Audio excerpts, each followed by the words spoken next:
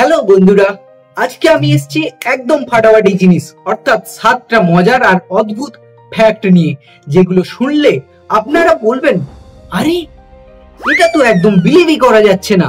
আমরা প্রতিদিন হাজার হাজার জিনিস দেখি করি, কিন্তু তার ভিতরে লুকিয়ে থাকা এমন কিছু দৈনন্দিন রহস্য যেগুলো জানলে মজা দ্বিগুণ হয়ে যাবে। তাই শেষ পর্যন্ত ভিডিওটাতে দেখতে থাকুন, কারণ একবার শুরু করলে স্কিপ করলে পরে কিন্তু আফসোস হবে। চলুন তাহলে শুরু করা যাক আজকের 7টা ডেইলি ফ্যাক্ট শো।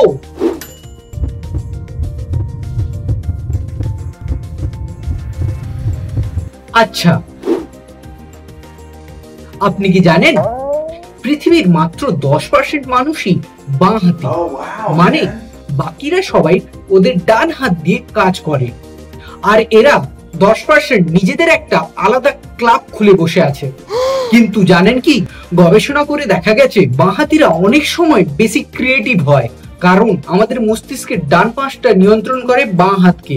আর মস্তিষ্কের এই ডান দিকটা হলো ইমাজিনেশন, আর্ট, মিউজিক আর ক্রিয়েটিভ আইডিয়ার পাওয়ার হাউস। মানেটা কি দাঁড়ালো? মানে বাঁহাতিরা হচ্ছে একটু বেশি আর্টিস্টিক, নতুন চিন্তাধারা আর অন্যরকম আইডিয়া দেওয়ার ক্ষেত্রে এক ধাপ এগিয়ে। তাই তো দেখবেন অনেক বিখ্যাত মানুষ যেমন Leonardo da Vinci, Michelangelo, Albert Einstein, Bill Gates, এমনকি ক্রিকেটার সৌরভ গাঙ্গুলিও বাঁহাতি। তাহলে কি মনে হচ্ছে না যে বাঁহাতিরা একদম স্পেশাল এডিশনের মানুষ? আপনার জানাশোনা কেউ বাঁহাতি আছে নাকি কমেন্ট করে জানাতে ভুলবেন না। কখনো কি খেয়াল করে দেখেছেন আলো জ্বালিয়ে ঘুমোতে গেলে ঘুমটা ফিটফাট করে আসে না, কিন্তু অন্ধকারে বালিশ মাথায় দিলে যেন মনে হয় আহা কি ঘুম। অনেকে আবার টিভি অন রেখে বা ইউটিউব চালু রেখে অথবা নাইট বাল্ব জ্বালিয়ে ঘুমায়, ফলে মাঝরাতে হঠাৎ উঠে দেখে টিভিতে হরর মুভি চলছে আর নিজেরাই নিজেদের ঘুম উড়িয়ে দিয়েছে। অথবা লাইট অন থাকলে মশারা তো ড্যান্স পার্টি শুরু করে দেয়। আসলে ব্যাপারটা অনেকটা বায়োলজির সাথে জড়িত।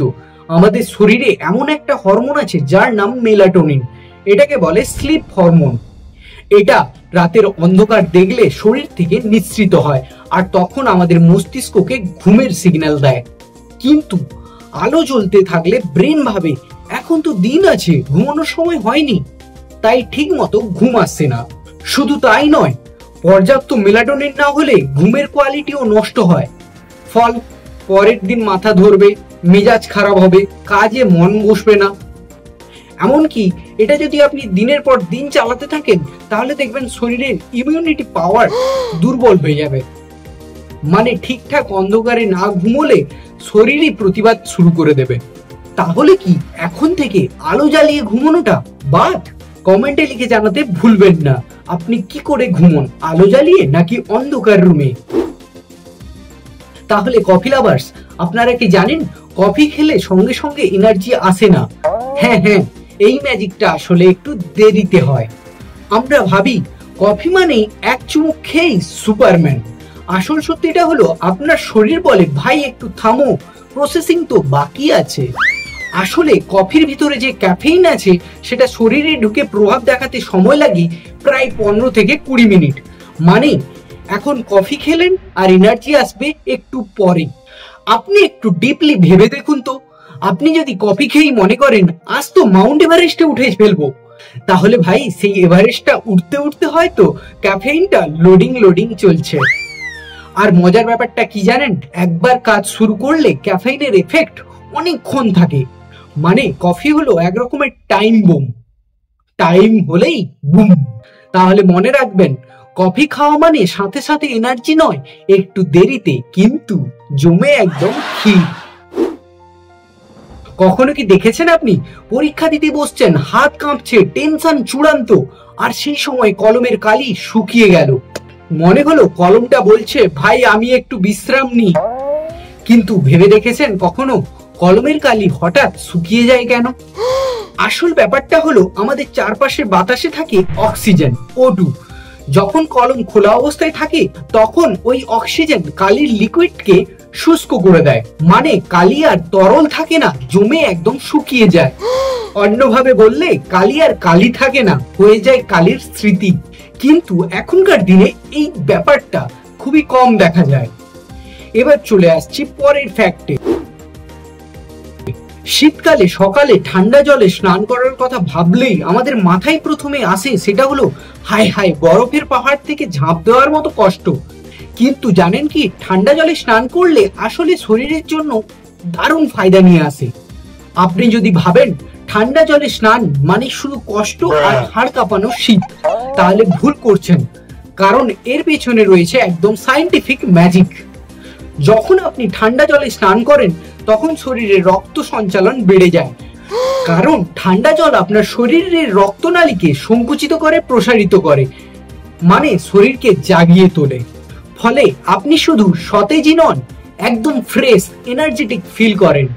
এমনকি অনেক অ্যাথলেটিকরা আপনি হয়তো দেখে থাকবেন ট্রেনিং এর পরে ঠান্ডা বরফ জলে ডুব দিয়ে থাকে, যাতে তাদের শরীর খুবই দ্রুত রিকভার করতে পারে। একবার ভাবুন তো, এক কাপ কফি যেমন খেলে ঘুম উড়ে যায়, ঠিক ঠান্ডা জল তার থেকেও দ্রুত কাজ করে। মানে ঘুমে যদি আপনার শরীর অফ মোড হয়ে যায় তাহলে ঠান্ডা জলে স্নান করে নিন, ঠান্ডা জল তখন রিফ্রেশ মোড অন করে দেয়। আবার গরমকালে ঠান্ডা জল দিয়ে স্নান করলে তখন মনে হয় জীবনটা বেঁচে গেল ভাই। আর শীতকালে স্নান করলে মনে হয় আজ কি সত্যি এত পবিত্র হওয়ার দরকার। আপনি কি জানেন এমনও অনেক লোক আছে যারা ঠান্ডা জলে স্নান করতে গিয়ে চিৎকার করে, বলে ওঠে কিন্তু ঠিক 2 মিনিট পরেই বলে বাহ কি ফ্রেশ লাগছে। মানে ঠান্ডা জল দিয়ে স্নান করলে এক ধরনের শক থেরাপি খেলো। শুরুতে ভয়ানক, তারপরে অসাধারণ। তাহলে ব্যাপারটা একদম পরিষ্কার, ঠান্ডা জলে স্নান করলে রক্ত সঞ্চালন বাড়ে, শরীর সতেজ হয়, আর আপনি পান একদম ন্যাচারাল এনার্জি। তাই কষ্ট হলেও মাঝে মধ্যে ট্রাই করে দেখুন। গরমকালে কি কখনো দেখেছেন ব্যাগের মধ্যে প্লাস্টিকের বোতল নিয়ে যদি রোদে হেঁটে বেড়ান আর কিছুক্ষণ পরে সেই জল খেতে গিয়ে দেখেন যে খুব একটা গন্ধ করছে, তার মানে ভাবতে হবে আপনার বোতলটা আপনার শত্রু হয়ে গেছে। কিন্তু জানেন কি, গরমে প্লাস্টিকের বোতলে জল রাখা ক্ষতিকর। আসলে প্লাস্টিকের বোতল যখন বেশি গরম পায় তখন ওর ভেতরে থাকা ক্ষতিকর কেমিক্যাল জলের সাথে মিশে যায়। এই কেমিক্যাল শরীরের জন্য একদম ভালো নয়। মানে আপনি তো ভাবছিলেন ঠান্ডা জল খেয়ে শরীরটাকে সতেজ করবেন, কিন্তু পেলেন কেমিক্যাল ককটেল। ভাবুন তো, আপনি আপনার বন্ধুকে বললেন ভাই 1 গ্লাস জল দে, বন্ধু বলল নিশ্চিন্তে খা, সাথে বোনাস কেমিক্যাল ফ্লেভার নিয়ে যা। তাহলে কফির বদলে প্লাস্টিক ফ্লেভার জল কে খেতে চাইবে বলুন? তাই প্লাস্টিক বোতলে রোদে রাখা জল মানে হলো তৃষ্ণা মেটাবে ভেবে শরীরের সমস্যা ডেকে আনা। দেখবেন অনেক গাড়িতে প্লাস্টিক বোতল ফেলে রাখে, গরমে সেটা হয়ে যায় যেন মিনি কেমিক্যাল ফ্যাক্টরি। তারপরেই খেয়ে ভাবে কি যেন আলাদা স্বাদ লাগছে।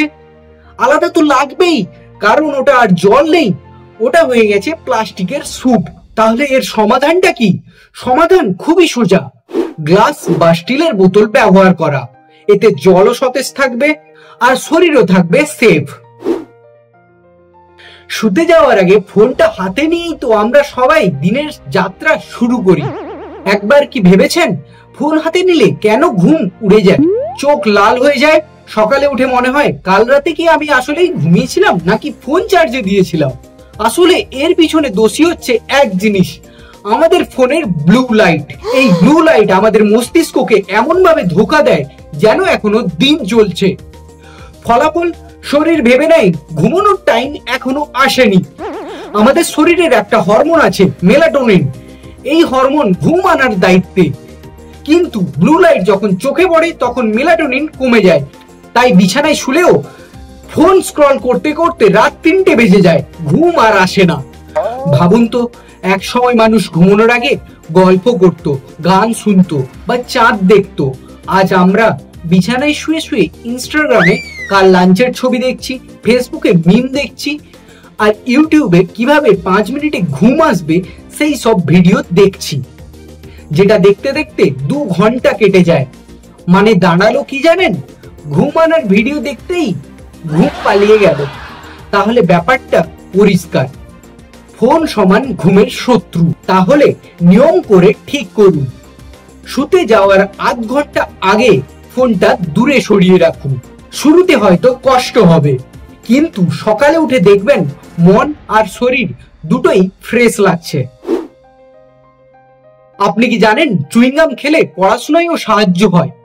মানে দাঁড়ালো গাম শুধু টাইম পাস নয়, ব্রেনও পাস। আসল ব্যাপারটা হলো যখন আমরা চুইংগাম চিবুই তখন আমাদের ব্রেনে ব্লাড ফ্লো বেড়ে যায়, আর ব্লাড ফ্লো বেড়ে গেলে ব্রেন বেশি অ্যাক্টিভ হয়, মেমোরি আরো শার্প হয়। সোজা কথায় মাথার ভেতর গিয়ারগুলো ঝটপট কাজ শুরু করে দেয়। একটা ছোট্ট উদাহরণ দিই, পরীক্ষার হলে অনেকেই শেষ মুহূর্তে চুইংগাম চেবোয়। কেউ ভাবে নার্ভাসনেস কমবে, কেউ আবার ভাবে টাইম কাটবে, কিন্তু সায়েন্টিস্টরা বলছেন এতে সত্যি মাথা ফ্রেশ হয়, ফোকাস বাড়ে, এমনকি যা পড়ে এসছেন সেটাও মনে রাখতে সুবিধা হয়। মানে দাঁড়ালো কি, চুইংগাম সমান ফ্রি ব্রেন বুস্টার। ভাবুন তো, আগে যখন টিচাররা বলতেন ওই ছেলে গরুর জাবর কাটার মতো চুইংগাম চিবোচ্ছিস কেন, আর এখন যদি বলেন যে হ্যাঁ চিবোচ্ছি, পড়াশোনার জন্যই তো চিবোচ্ছি, তাহলে কেমন হতো? তবে সাবধান, সারাদিনে 10 থেকে 12টা গাম খেলে কিন্তু মেমোরির বদলে দাঁতের ডাক্তারকে বেশি মনে রাখতে হবে।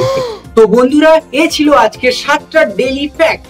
কোন ফ্যাক্টটা আপনার সবচেয়ে বেশি মাইন্ড ব্লোয়িং লেগেছে সেটা কমেন্টে লিখে জানাতে ভুলবেন না।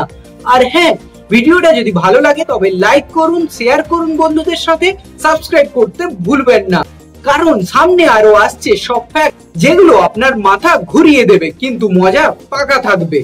তাহলে দেখে নিন পরের ভিডিওতে। ততদিন পর্যন্ত কিউরিয়াস থাকুন, এসে খেলুন, শেখা চালিয়ে যান।